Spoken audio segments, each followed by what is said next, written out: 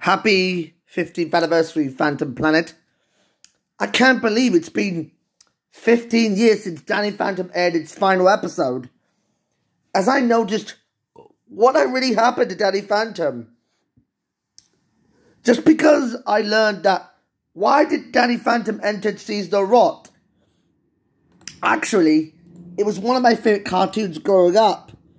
I know it was created by a fan favourite of mine, who is Butch Hartman, of course.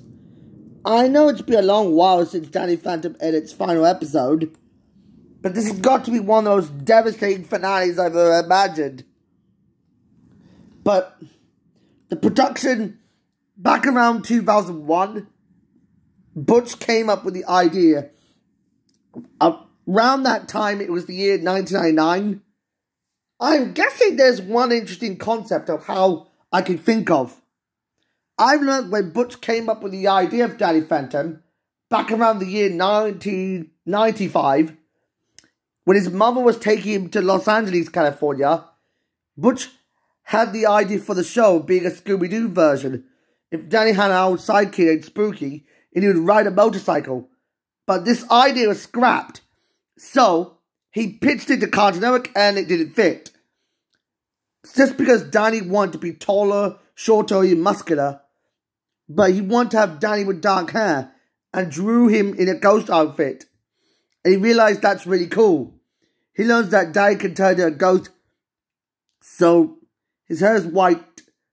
He left the hair that way, because according to Wild Mass Guessing, what else do you have? Danny Phantom is about, well, I got this show called Danny Phantom.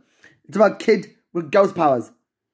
And Nickelodeon told to Butch, can you have it done by March? And then, when I saw Danny Phantom, he had a double life of being a superhero who could take down various ghosts that are trying to attack his town of Amity Park, which I believe is located near like either Wisconsin or Chicago for some reason. I know he wears that black and white jumpsuit, but how did Danny Phantom enter seasonal rot? According to Wild Mass Guessing, Timmy Turner and Danny Phantom are ironically the same person. For some reason, I didn't know what happened according to seasonal rot. Despite the introductions of new friends and foes, the development of new powers, and turns on fan favorite characters, the third season went through this due to forgotten subplots that were rushed earlier, and it focused on weak writing plots, like Urban Jungle for the most prominent examples. But why was season 3 critically panned by critics? My problem is, what the heck is going on with the problem? I'm guessing, according to terrible shows and episodes, Nick decided to cancel the show after 3 seasons and 53 episodes because it had mixed and negative reactions, despite the first 2 being critically acclaimed. There's a large amount of bad qualities where Vlad, but I've learned there were only 13 episodes because there was supposed to be 20 episodes, and this is one of the most lousiest finales to have ever existed. But this time, Vlad's new Ghostbuster team somehow slams Danny in the field, but Danny wants to remove his powers to retire. But he's aware of an approaching massive asteroid called the Disasteroid threatening Amity Park. And it turns out Vlad became a flanderized out of character because it's outrageously creative. His plan was quite pointless because all he wants is to destroy the city of Amity Park. For no reason, what's the biggest plot hole involving around it? My biggest complaint is that Danny wants all the ghosts that he met, that he confronted them before, to pretty much stop Vlad's master plan from working. Even though he's trying to destroy Amity Park with the Disasteroid, they took some combined effort to put a stop to him. And after Vlad was defeated, they realized it's all been done.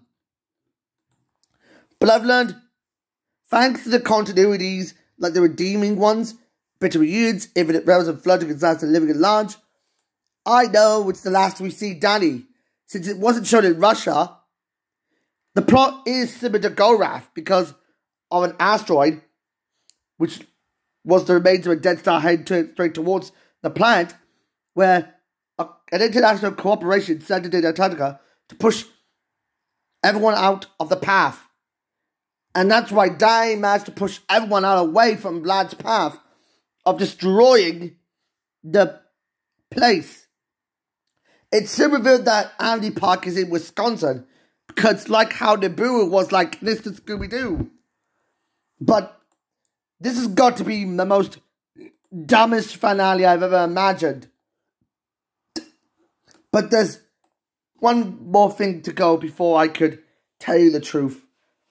I have to pretty much, like I said earlier about the ending of Phantom Planet, Danny realizes his identity is revealed to be somehow revealed that he was just an innocent hero because he learns an important lesson about deciding to get a statue for himself all over the planet for himself.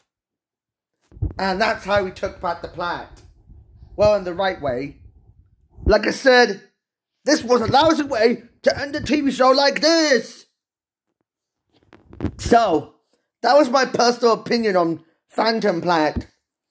As I've learned, this is one of the worst finales I've ever imagined, even before we had Cleve from Star vs. the Forces of Evil.